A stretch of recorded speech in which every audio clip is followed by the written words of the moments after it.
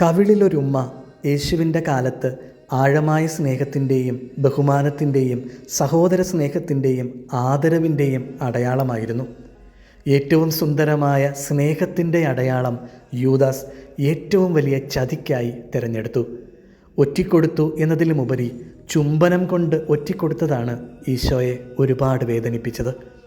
സ്നേഹബന്ധങ്ങളിൽ ചതിക്കപ്പെടുമ്പോൾ ഈശോയെ നോക്കണം. അവൻ നിന്നോട് പറയും, നീ ചതിക്കപ്പെട്ടിട്ടില്ല. സ്നേഹം കൊണ്ട് ആരാണോ നിന്നെ ചതിച്ചത്, അവർ ചതിച്ചത് നിന്നെയല്ല, അവരെ തന്നെയാണ്.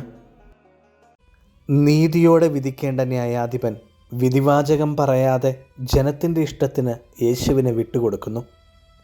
3 തവണയാണ് ഇവനിൽ ഞാനൊരു കുറ്റവും കാണുന്നില്ല എന്ന് യേശുവിനെക്കുറിച്ച് പീലാത്തോസ് പറഞ്ഞത്. എന്നിട്ടും ഈ രക്തത്തിൽ പങ്കില്ലെന്ന് പറഞ്ഞ് യേശുവിനെ അവൻ കുരിശുമരണത്തിന് വിട്ടുകൊടുത്തു. ജീവിതത്തിൽ അകാരണമായി മറ്റുള്ളവർ നിന്നെ കുറ്റപ്പെടുത്തുമ്പോൾ, നിന്നെ രക്ഷിക്കുമെന്ന് നീ കരുതുന്ന പ്രിയപ്പെട്ടവർ നിന്നെ സഹായിക്കാതെ മാറി നിൽക്കുമ്പോൾ ഒരു കാര്യം ഓർക്കണം, നിന്നെ മനസ്സിലാക്കുന്ന ദൈവം നിനക്ക് തുണയാകും.